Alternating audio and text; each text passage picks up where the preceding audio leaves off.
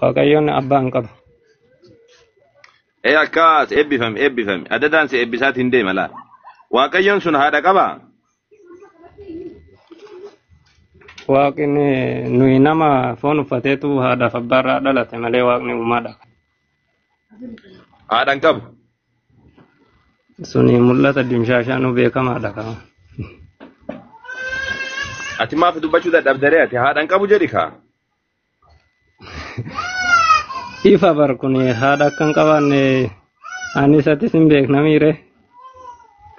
Eegan qabaanne hin qabuu jedhi hin rakkatini ati hin qabuu jedhi. Kuni maal waan haaraa miti bar wanni namni kitaaba tokkamiillee hin dubbifne bar kana dhagayetti harku sammuu qaba beeka. Hin argine malee waaqa. An amma hin qabu maaf hin jenne ati kana hundaa kaasuuf hin qabu jedhime. Hin qabu jedhe bar ammas ta'e abbaa argan qabaa yaada. Akkas hin qabu jedhe akkas. Khalaas haadha hin qabu tole. Ilma hoo qabaa? Ilmaaf intala qabaa? Waaqayyooma. Ilmaaf intala qabaa? Kadhalchee jechuun. Ilmaan hedduu qaba. Anifatu ilmaan isaati. Lakki ani awwal Qaasim naan jedhani abbaan kiyya Qaasim. Ani abbaan kiyya Qaasimi ilmaan ankisiin jedhe ilmaan akkanaatii miti ka uumamaadha osoo hin taane. Tayyib tole ilmaaniif intala qabaa siin jedhe kadhalfate siin jechuu jira. Kadhalfate yoo jettu fakkeenyaaf ilmaan koo jedha malee innu ani fakkeenyaaf anu abbaa kiyya jedheen kadhadha malee yoo gaafanillee kadhadhu malee kuni abbaa irraa dhalachuuf akkasitti dhalachuu hin gaafatu abbaan wadaajnu abbaa. Tole. Akkasa ilmaan ati jettu kun ilmaan uumama isaatii mitire nuti amma uumamtoota isaati kanaaf ilmaan isaa jedhamneemi akkas jettutti. Uumama. Okay. Ilmaan uumamaa malee kan biraa qabaa? Ka uume malee kan dhalche qabaa? Akkasuma fakkeenya yoo fudhanne ani Waaqayyo hin dhalchine sababa inni ati kana deemtuufis nan beeka inni waa'ee Yesuus Kiristoos sana dubbii masala gosa. Abbaan waan tokko huu deemutti hin jiru ani yoo nan beeka jettaa isaati maal sitti hime isa waan sammuu kiyya keessa jiru. Ifaadha barani gaafuma dubbiin kun ka'u maaleessa gara qacce maalifi jechuun Yesuus Kiristoos eessaa dhufee naan jechuu deemtaani akkaataa itti na gaafachuu deemtu inni. Ani Yesuus hin gaafadhu waadaa si galee jira kuno. Khalaas waa Yesuus hin gaafadhu. Rakkoon qabu na gaafadhu sanati. Ayyee hin gaafadhu ati hin cinqamin wajjin akkisiin jedhe. Waa ilmaan isaa ka jedhaman kun jechuudha. Ilmaan isaa ka jedhaman ka uume malee ka dhalfate qaba Waaqayyo. Kan alfate tokkoyyuu hin qabu. Okay, hundi isaatu kan uumame ilmaan isaa wanni jedhame guutuun. Khalaas galatoome amma ati amma sirriitti na galchite khalaas. Sirriitti na galchite bakka. Waan tokko nan bifanne. Waaqayyo tokkicha naan jette abbaa Waaqayyo tokkicha naan jette. Haadha qabaa jennaan haadhan qabu naan jette abbaa qabaa jennaan abbaan qabu naan jette ilmaaf intala qabaa jennaan lakki ilmaaf intala uummate malee waan uume malee ilma dhalfate hin qabu naan jette kanaafuu amma sirriitti naa galchite kan kee kun amma nama hin dhibu waan tokko. Tole kabraa maaltu jira. Muslima taate kamal amma wanna da bakka muslima taate ti amma wadi ko siti dabalte salatu qofa.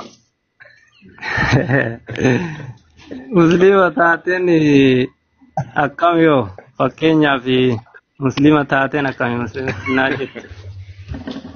Khalaas amma rabbiin tokkicha abbaan qabu haadhan qabu ilmaanii fi haadha ilmaanii fi intala dhalchin qabu kan uume malee erga jette.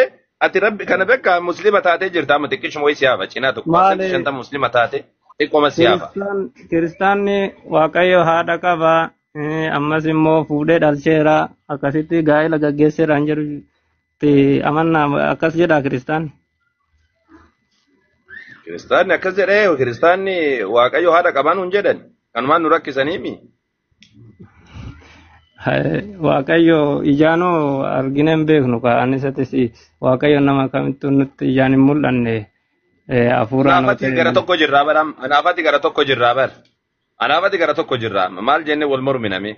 Amma atilleen Waaqayyo haadhan qabu jette anillee Waaqayyo haadhan qabu jedha. Kiristaanni kun waan ammoo Waaqayyo haadha qaba. Haati isaadha Maryam jedhamti jedhanii yeroo hunda nu rakkisanii. Waa Maryam Waaqa deessee jirti jedhanii nu rakkisanii. Asirra taa'uun dhowwanii. Isaa jettanii waamtanii ka inni foon inni hafuuruma Waaqayyooti inni sana maaram keessa buufate foon uffate mul'ate sana ragaa qabannis. Maal maal? Hafuurri Waaqayyo foon Maariyaam keessa buufate foon uffatee dhalachuu isaa ragaan jiraan. Innis Kiristoosuma isin isaa jettan kana jechuudha. Mee naa kennime. Ragaa san barbaadan hafuurri achi keessa buufatee dhalachuu isaa foon uffatu isaa. Ragaacha. Ragaa waan kanaaf dhugaatiif bowwee. Macaafa qulqulluun dubbifne. Macaafa qulqulluu ani macaafa dubbiseeti laakiin macaafa keessatti waan akkanaa kana nagarre malee. Waa'ee Yesuus Kiristoos maal akka ture ragaan isoo barbaachisee waa hunda isaatu waaqummaan isaas namummaan isaas jalqaba jiraachuu isaas foon immoo uffatee mul'achuu isaas deebii hundumaafuu walqixa Yohaannis. Okay, maaltu foon uffatee mul'ate? Yohaannis tokko irraa kaasee sii hima suni jechuudha.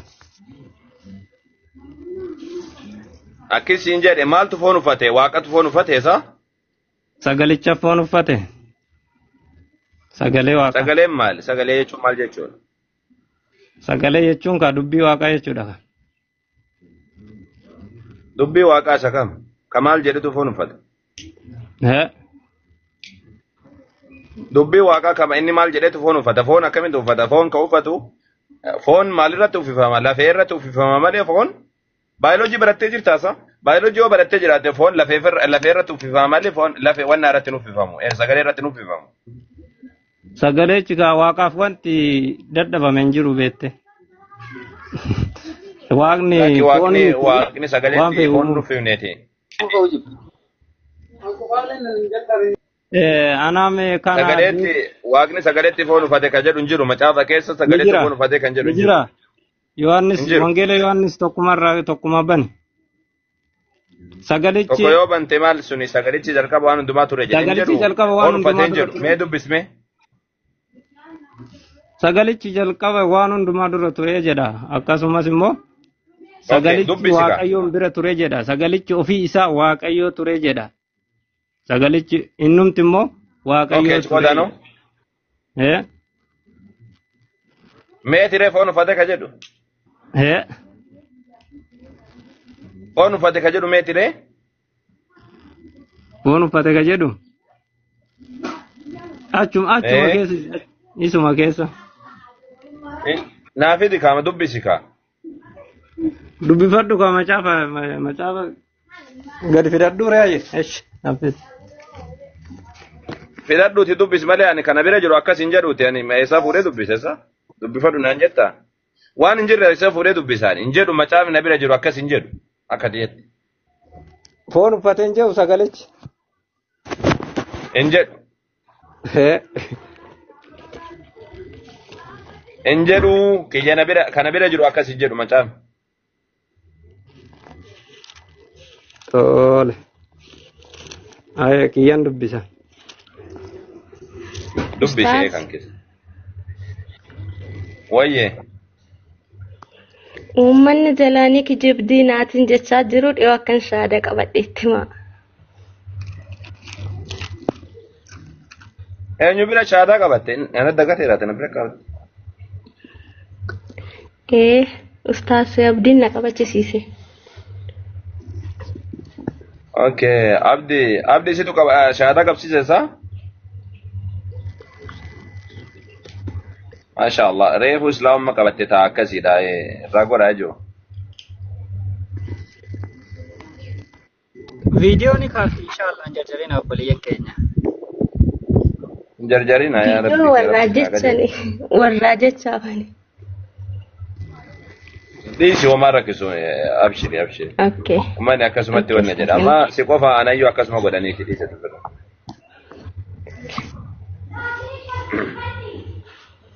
dhiisaa yaa jamaa egaa muslima jettee shaada egaa qabatteeti viidiyoon achi jala jira viidiyoon achi jala jira viidiyoon haa jiraatu dhiisaa homaan ta'uti aga silaadhaa maatii faa homaa homaaf kaniif ta'uu danda'a dhiisaati dhiisatillee itti dhiisi isaanii rabbi sinaa qajeelchu Akkasta. Inshaallah. ayyee malaaku dubbisi foon uffate kan jedhu as keessatti miti kan Dubbisi. dubbise dhiifamaadha. Foon uffate kan jedhu as keessatti miti kutaa biraa keessatti an dubbise. Inni kun kutaa biraa sagalichi keessa yoo haa ta'u sagalichi foon uffatee ka jedhu naa kenni hin baasa.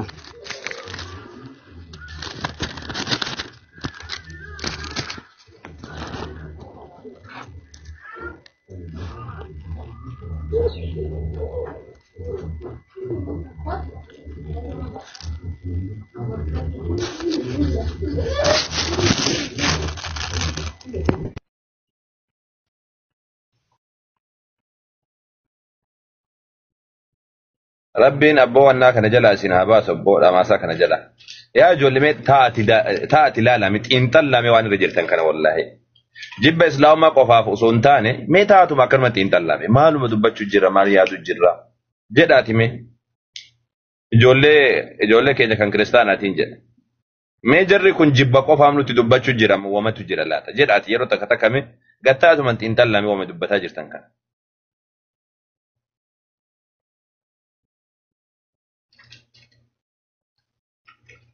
Akkamitti sagaleen foon uffata duraan? Foon kan irratti uffifamu lafee irratti. Lafeetu foon uffata. Lafee irratti foon ijaarama. Lafee ammoo kan walitti hidhu moorgaaya. Hidda. Hidda keessa dhiigatu deema. Kun ammoo bishaan sooqidda uumamu kanniin ka qaama namaa keessa jiru. Inni kun guutuun uumamaadha. Uumamaadha inni kun hundisaatu. Akkamitti sagaleen foon uffata? Sagaleen akkamitti foon uffata? Sagaleen foon uffataa osoo hin taane sagalee rabbiitiin foon argamaadha. Namni argamaadha. Yesuus illee akkuma musliimi jedhu kan dubbiin rabbiin dubbateen rabbiin wagguu haa uumu waan saniin argame jedhaan. Rabbiin waan sanni argamsiisedha malee dhufeetiin sagaleen foon uffatee akka jedhu sirriidhaa miti. Ni galte. Ustaaz amma ani fakkeenyaaf barataa wangeelaa reefu barachuu eegaleedha malee ani yookaan immoo barsiisaa miti kanaan fudhachuu eegale immoo amma fakkeenyaaf foon uffate kan jedhu dubbiseen darbe kutaasaa hin qabanne barbaadee si dhiyeessuuf waadaa si gala kana na eeggatta. Si eeggadhe macaafa guutuu keessa sagaleetu foon uffate kan jedhu naa kenna. Yookaan hafuuratu foon uffate kan jedhu macaafa guutuu keessa barbaadi naa kenna.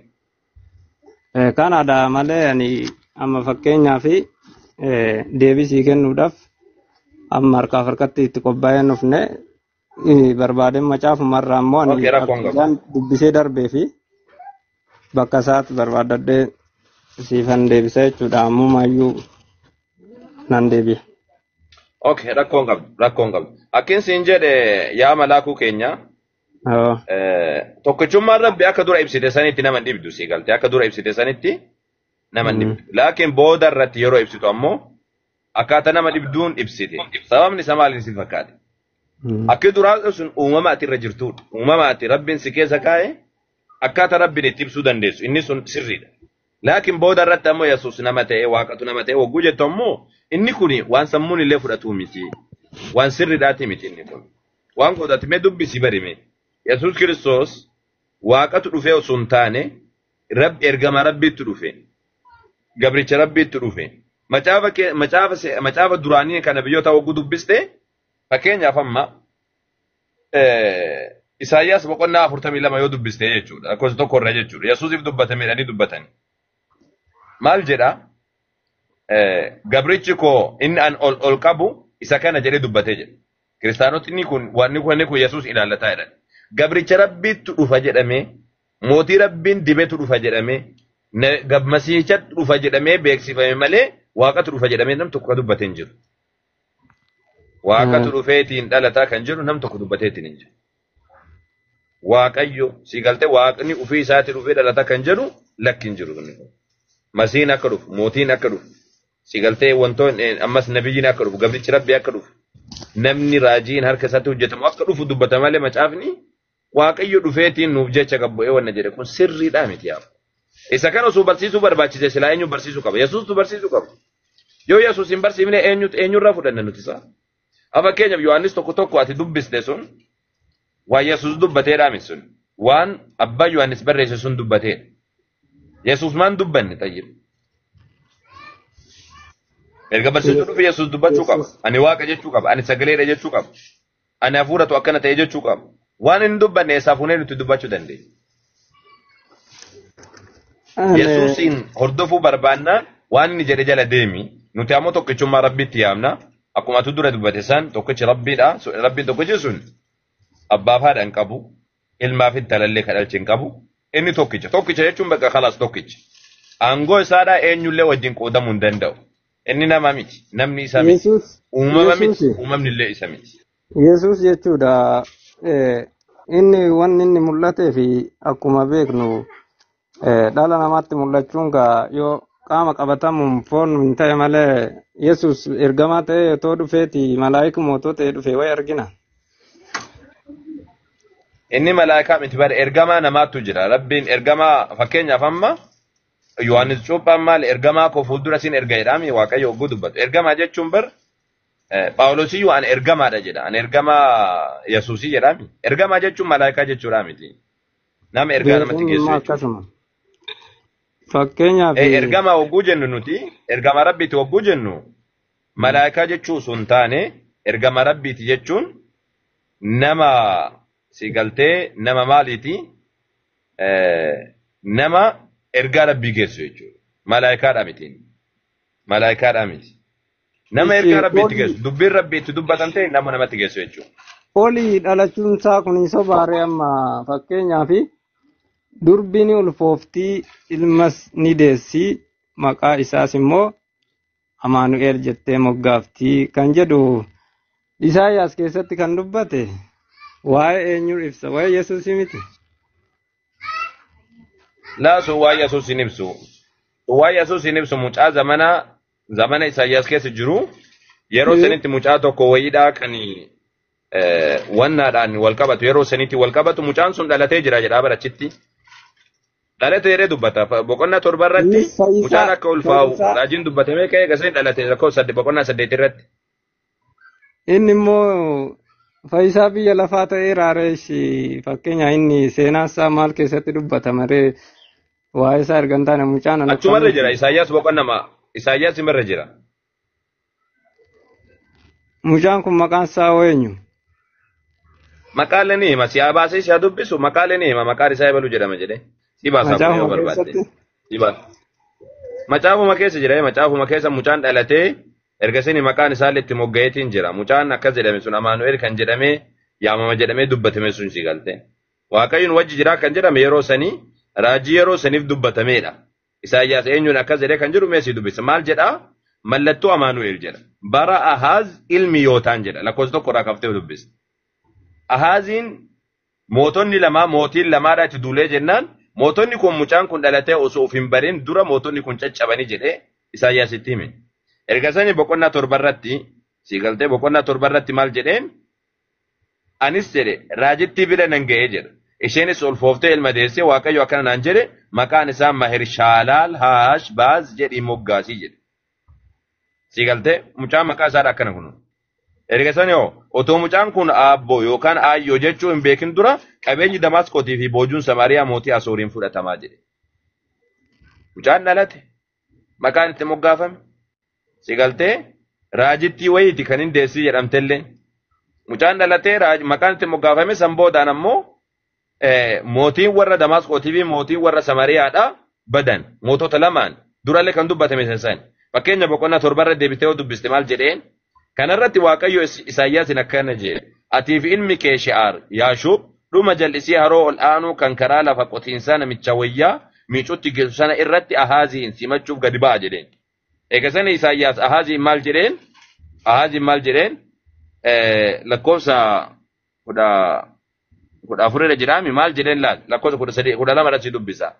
Ahaz garuu ani hin gaafadhu waaqayyoon hin qoru jedheen Isaayyaas akkana jedhe yaa nama Daawit jedheen mee dhaga'a isin obsa namaa qoruun isin hanqatee obsa waaqaa honqortu jedheen kanaafuu gooftaan mataan isaa mallattoo isiniif kenna jedhe. Kunoo durbi tokko ni ulfoofti ilma ni deessi Amaanu'el jettee moggaasti inni yeroo waan hamaa lagatee waan gaarii filachuu beekutti iddoo fi damma nyaata garuu utuu mucaan sun waan hamaa lagatee waan gaarii filachuu hin beekin dura biyyi mootota lamaan ati sodaattee sanaa in onaa jedheen.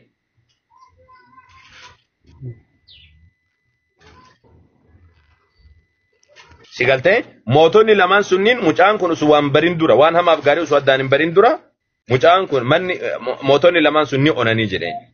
Kanaafuu mucaan sun kan zamana saniiti. Eega sani mucaan sun dhalate jarri lamaan illee onanii jiran.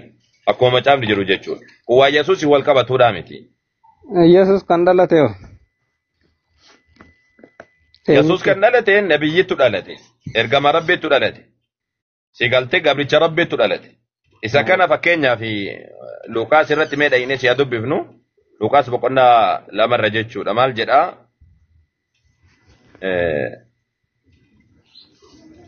Sim'oon dhalachuu Yesuus jedheetiin kaasa sigaltee. Dhalachuu Yesuus jedheetiin kaasa. Maal jedha laal sirriitti. Lakkoofsa 25 irraa jechuudha. Maal jedha si dubbisame boqonnaa lama lakkoofsa 25 irraa. Kunoo namichi qajeelaa waaqa sodaatu kan maqaan isaa Sim'oon jedhamu tokko Yerusaalem keessa turee jedha. Innis jajjabeeffama Israa'el eeggachaa ture. Hafuurri qulqulluun isarra turee jedha. Sanboodaanoo. Hafuurri qulqulluun akka inni utuu Kiristoos goofticha hin argin hin duune isatti mul'isee turee jedha. Hafuurri qulqulluutti mul'isa sirriitti ilaali. Innis hafuuraan qajeelfamee mana qulqullummaa seene. Abbaa fi haati Yesuus yemmuu akka duudhaa seerichaatti waan barbaachisaaf guutuuf jedhanii Yesuus mucicha baadhatanii ol seenanitti maal jedhe? Sim'oon fuudhee isa hammatee akkana jedhee waaqa galateeffate. Hafuuraan guutameeti. Yaa gooftaa jedhe. Yaa gooftaa akkuma dubbii keetiitti ati gabricha kee amma nagaan geggeessisii jedhe. Ati gabricha kee amma nagaan geggeessisii jedhe. Ija koo fayyina kee isaati saba hundumaa duratti qopheessite argeera. Innis mul'ata namoota ormaatiif ifa saba kee Israa'eliif ammoo ulfina jedheen. Sigaltee wanni dubbataa ture gabricha kee amma nagaan geggeessisii jedhe. Asitti amma kiristaanonni akka dubbatanii gabricha kee kan jedhu ofiin jedhellee warra jedhan jiru. Waliigalatti alaa kulli haal Sim'oon daa'imni kun Israa'el keessatti kufaatiidhaa fi ka'umsa namoota baay'eetiif sababii mormii isa irratti dubbatamuufis mallattoo akka ta'u murteeffameera. Kunis akka yaadni gara namoota baay'ee ifatti ba'uuf goraadeen lubbuu kee ni waraanaa jedhee dubbatee jedha. Yesuus Kiristoos namoonni ka'eegaatiin turan nama qajeelaa akka dhufuudha malee namni saba Israa'el yakkawannaa jalaa baasu akka dhufuudha malee Yesuus Kiristoos akka waaqni dhufutti eegaatiin hin turre. Waaqa dhufa jedhanii dubbachaatiin hin turre. Akka waaqni dhufuuf waaqa dhufan jedhu barammas